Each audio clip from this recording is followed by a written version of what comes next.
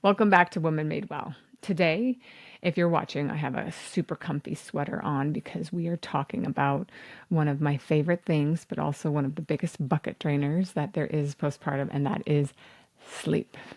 Sleep is a huge problem postpartum. And if you have lived through postpartum or you're there, or even if you're term pregnant, you know sleep is a big issue. And we're going to start by talking about a few patients of mine, and then we'll dive into what we can do about sleep. So, one of my patients, she was fantastic. I took care of her through her whole pregnancy. She was super eager to be a mom. She'd always wanted to. She had a career. She was an occupational therapist. She was married to her best friend. They had a house. They were all set for this change. She did really well in pregnancy, no surprises, no issues.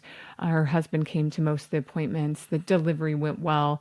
And there she was holding her daughter, having achieved one of her dreams. And then I sent her off postpartum. And it was about 4 weeks later that I got a call after hours from our nurses line, and it was her husband. And he was deeply concerned about his wife. He said she was anxious, near panic attacks, near having near panic attacks, and she was not sleeping. I got her on the phone and we talked about how important it was to sleep, and she listened to me and she took the challenge to take some sleep, but I could tell that she was resistant. I could tell that she was too nervous about her daughter being well taken care of for her to be able to sleep. Does any of this sound familiar? I had another patient who came to me in my current clinic, and she was probably 8 weeks postpartum, I think, because she had already transitioned back to work. And she had been having such a difficult time sleeping. She was stressed about her baby, but she also just wasn't able to sleep. It wasn't necessarily because she was worrying about him and making sure that he was okay. She just could not sleep. And it got to the point where she had said to her husband one night that she didn't know if she could go on anymore. This concerned her husband and drove him to call her doctor the next day, her obstetrician, and and told him that she had said that she wasn't sure if she could continue to live this way. This made them highly concerned, and they decided that the best thing to do would be to admit her into an inpatient facility. And she had a horrible experience there, received no help, and in addition to not fixing this problem, she also ended up losing her job. And that's when I met her. Those are some extreme scenarios about the lack of sleep and how much it can affect you as a mom. The first example of a mom that I knew well and had taken care of, the stress of motherhood had resulted in an inability for her to sleep, which then, like a hamster, the chicken versus the egg, resulted in her anxiety increasing until the point where she was no longer functioning, could not make decisions, could not do anything, and could not sleep, something her body needed so badly. And in the second example, due to other causes, hormonal changes, not just stress, she could not sleep. And this inability to sleep was affecting her mood, her motivation, and her desire to live as a mother and continue the life that she had created to herself, created for herself. Most of us will not have examples this extreme, but it is actually quite common for moms to have difficulty sleeping and be afraid of sleep postpartum. And so this is an important subject to talk about concerning that.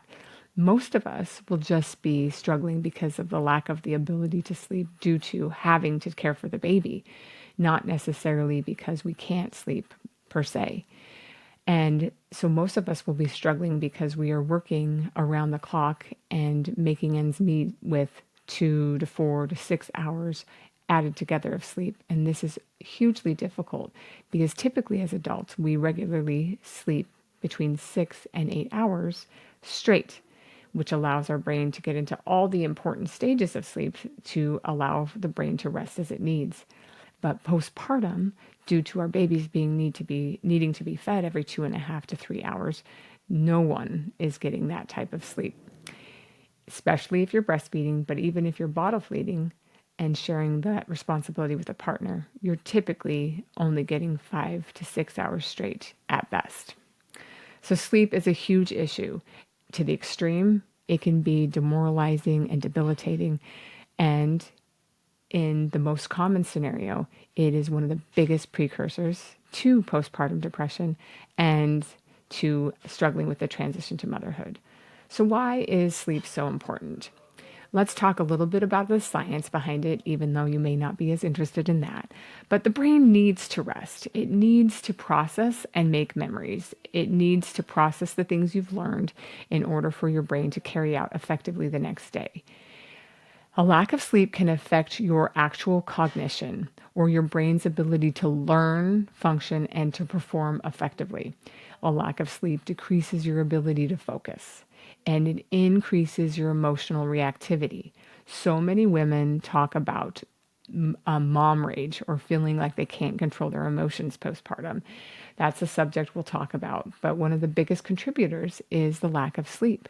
We are not able to regulate our emotions when that bucket is drained, and sleep is one of the biggest drainers. We also, when we don't sleep well, have poor decision making ability, and that can contribute to poor decision making in multiple arenas.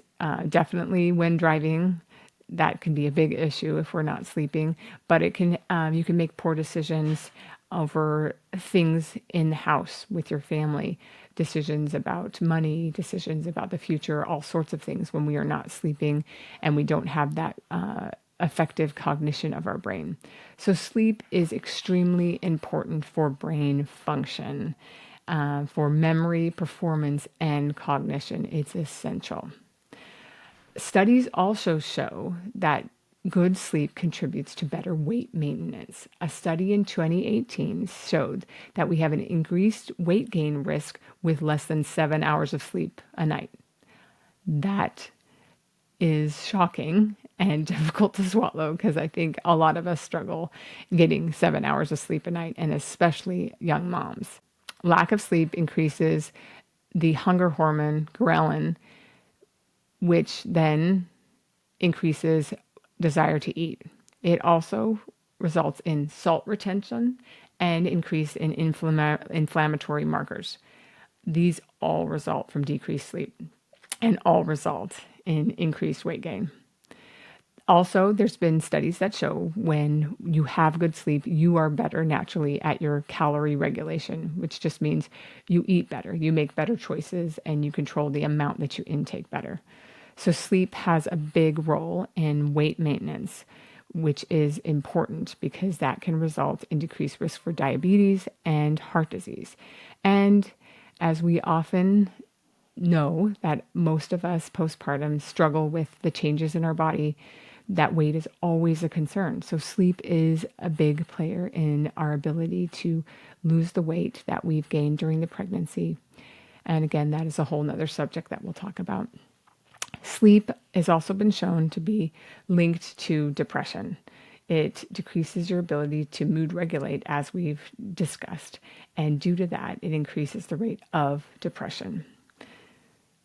So these are just a few things. We could probably go on forever about some of the scientific effects of lack of sleep, but that's probably not your main concern. I think all of you are eager to sleep and desiring that. So we'll jump right into what we can do about that. One of the most important things for sleep postpartum and postpartum mental health is making sure that you're sleeping good during pregnancy. So we'll touch on that real quick. Sleeping during pregnancy can be really difficult, as most of you guys know. In the first trimester, you need to go to the bathroom all the time. And so you wake up quite regularly for that. In the second trimester, things can be pretty good. But then in the third trimester, the bladder comes back to haunt you again. And then you're typically really uncomfortable because your belly is quite big. Another thing is a lot of people don't like to sleep on their back a lot of people like to sleep on their backs. And after about 20 weeks, that's not a good thing for you or the baby to do. And because of that, you're sleeping on your sides And since you can't sleep on your belly anymore, that is the only option. And this can be really difficult too. So during pregnancy, it's important to find some techniques that allow you to sleep, especially as we're getting closer to postpartum. And that may mean getting a big pregnancy pillow. That may mean sleeping more upright. That may mean that you need to make sure that you earn your sleep by the activities that you do during the day, which we'll talk more about. But it is important to think about making sure that you have good sleep before you enter the postpartum period. Then postpartum, and I have this discussion a ton with my patients as we're preparing for postpartum, which is my favorite thing to do. We talk about how sleep needs to be your number one goal. Because when we think about the things that that drain our bucket postpartum, sleep is one of the only ones that we could potentially fix easier with help from other people than other of the drainers of our bucket. So I always talk to my patients about making strategic plans in order to get some sleep. And my motto is always sleep when the baby is sleeping. This is difficult because, as any of the postpartum moms know listening, or any mom that has had a baby before, when your baby is sleeping, that is your only time to do anything else. There are always things to be done in the house, whether it's laundry, whether it's dinner, whether it's organizing, whether it's getting ready for a holiday coming up as we enter the holiday season. There is always something to do. And having your hands free is the most coveted time to do any of that. But in those first weeks postpartum and even beyond, I would encourage you to sleep whenever the baby is sleeping. I fought to take the afternoon naps with my daughter through her whole entire first year on the days that I didn't work. And that kept me sane. There's something about caring for a baby 24 hours a day, 7 days a week, that is so much more tiring than the normal tasks of the day. And so getting that rest is super important, and especially when you're immediately postpartum. So sleep when you can. The second thing is knowing if you are more of an anxious person, is making sure that you have help that you actually trust. I have a lot of patients who cannot take those naps that I've recommended or that they want because they don't trust somebody with their baby. So it's important to figure out how you can gain that trust and how you can find those people. And I would challenge you that doing that is by working with that person to help them understand your needs and how you care for the baby. And again, that is a whole nother topic for discussion, but it is important to think about and realize if that is one of your biggest concerns, or if that is one of your concerns now. The other thing is, what if you don't have help? That means that when the baby is sleeping, it's even more crucial for you to try to get some rest, because you don't have the luxury of saying, hey, mom, I just fed her. She doesn't need to be fed for 2.5 hours. Can you watch her until then? You don't have that option if you're the only one, or if your husband's at work, or if your partner is not present. And a lot of my patients are single moms.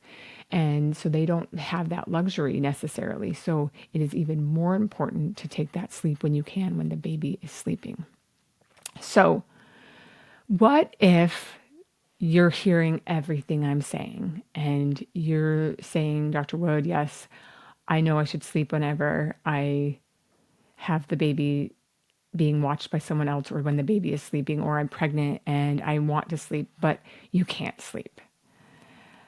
That is an issue that I deal with a lot. It is a difficult situation. These people want to sleep and they can't sleep, and it's for any number of reasons.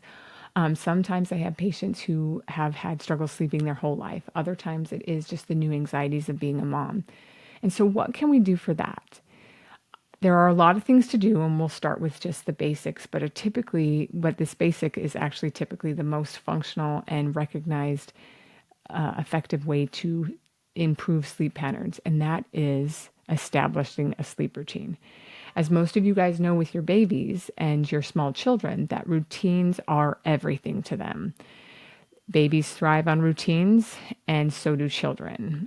When they know when they're going to be fed and they know when they're going to sleep, there's a lot of comfort and safety in that. And one of the best pieces of advice I was ever given as a young mom was feed your children before they're hungry and put them to bed before they're asleep.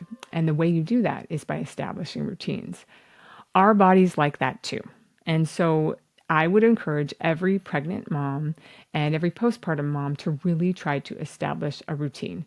And yes, whenever I talk about routines in any way, shape, or form involving kids or babies, I want you to always know that I mean a flexibly rigid routine, because we all know that no baby sticks directly to specific times. It's more patterns that we want to put into place. So before you have a baby, you actually can set up a routine that is more stringent on times depending on your work schedule, etc. But again, still apply this flexibly rigid pattern. So the first thing that is super important is that you want to try to go to bed and wake up as close to the same time as possible. And second thing, no big meals before bed. No computer or TV or phone in bed. And I know that is asking a lot. A lot of us like to do our unwinding, check out Instagram. Tons of my patients love their TikTok time in bed, but that has been shown to be very effective at decreasing your ability to sleep. It's the lighting, it's the stimulation, it's all those things. And it is definitely a no-no in the world of cognitive behavioral therapy for insomnia. Your room should also be cool. That's between 65 and 72 degrees, and it should be dark.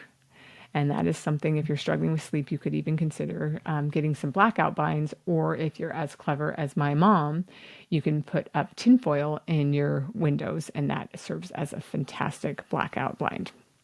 So, in addition to these first steps in your routine, by eliminating some activities and setting a schedule, I encourage all of my patients to really establish a routine of things that they do.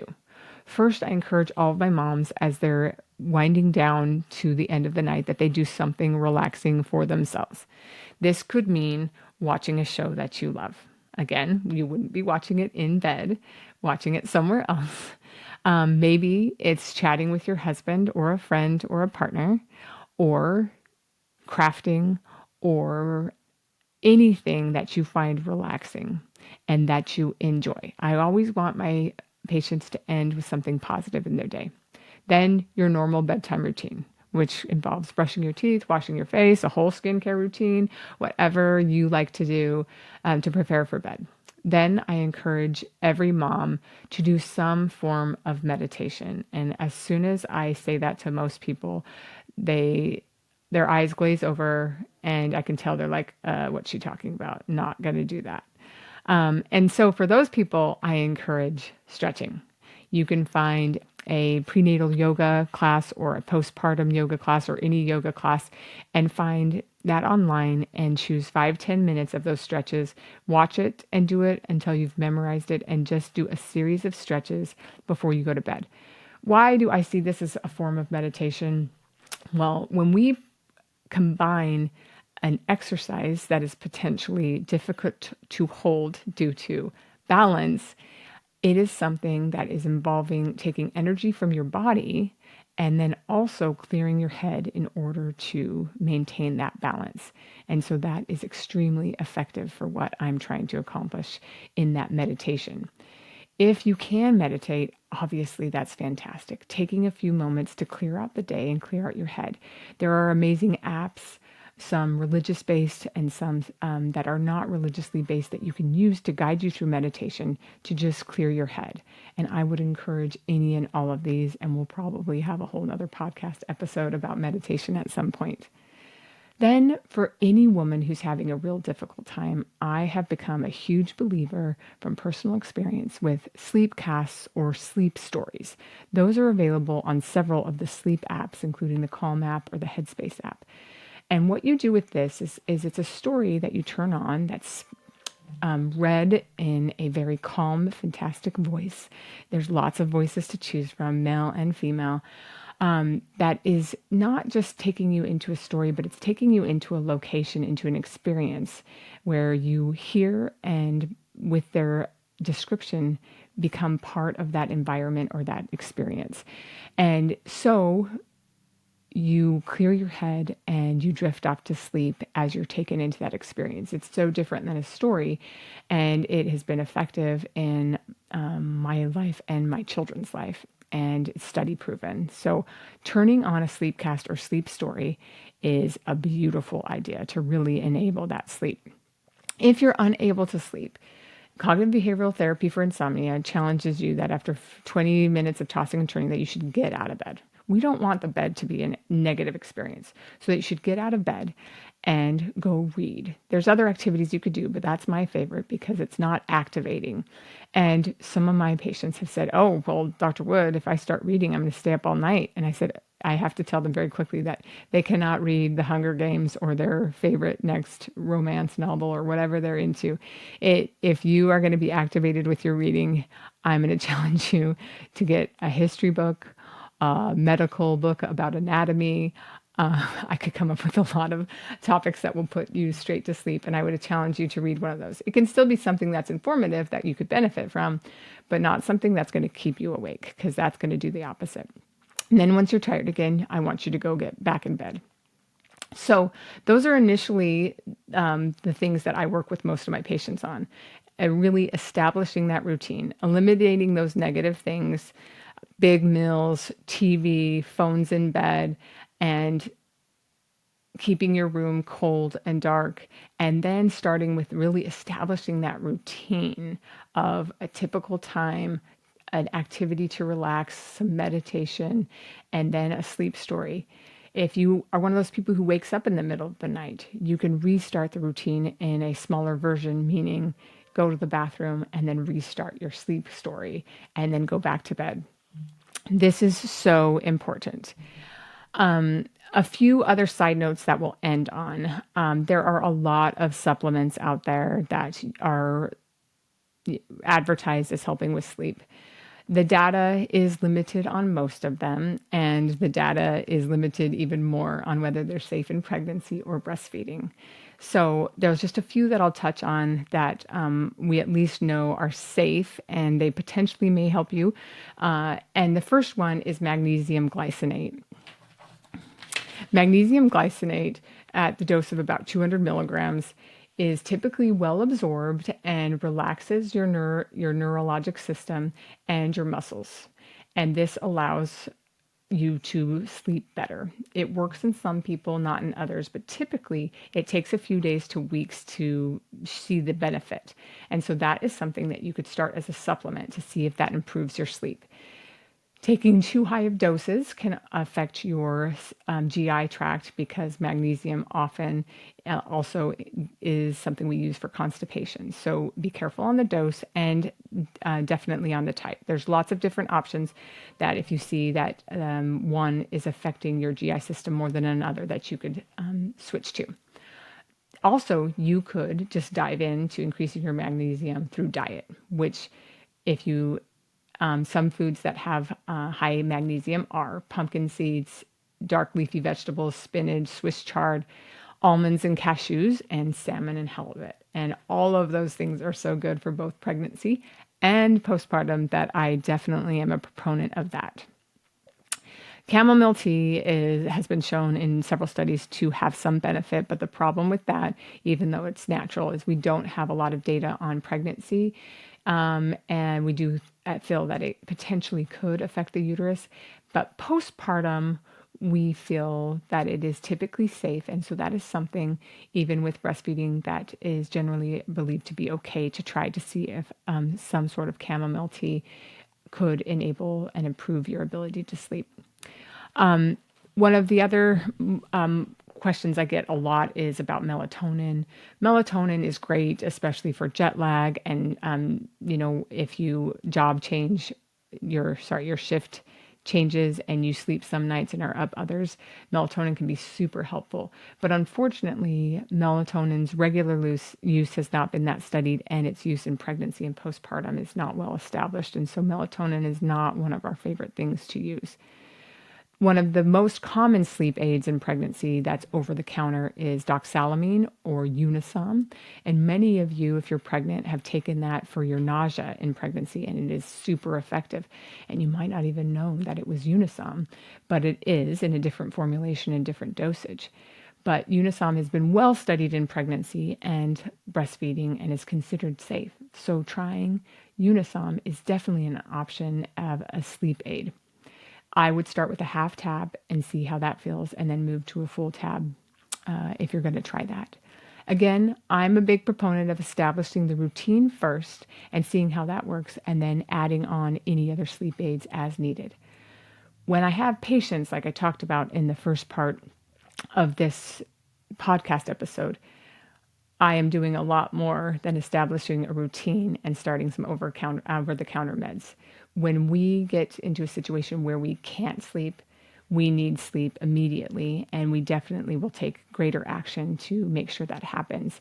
But at the same time, I will work with those patients to establish these routines so that they can have safe, healthy sleep on their own. So, in the end, I hope that you guys all recognize how important sleep is. Sleep is essential to make sure that every day that you start with your family is with a full bucket, with that energy and ability in order to perform and be the mom that you would like to be able to handle your emotions, to be able to function to your greatest ability, and to be able to learn and grow with your child as you would desire. And we all know there's nothing better than a good night's rest for your mood and for your soul. And so I encourage all of you guys to start working on your sleep routines if you're pregnant or if you're postpartum, and make sure that all of you guys know that the greatest gift anyone can give you postpartum is a sleep in or a good nap. So, hope to see you guys next time. Have a great day.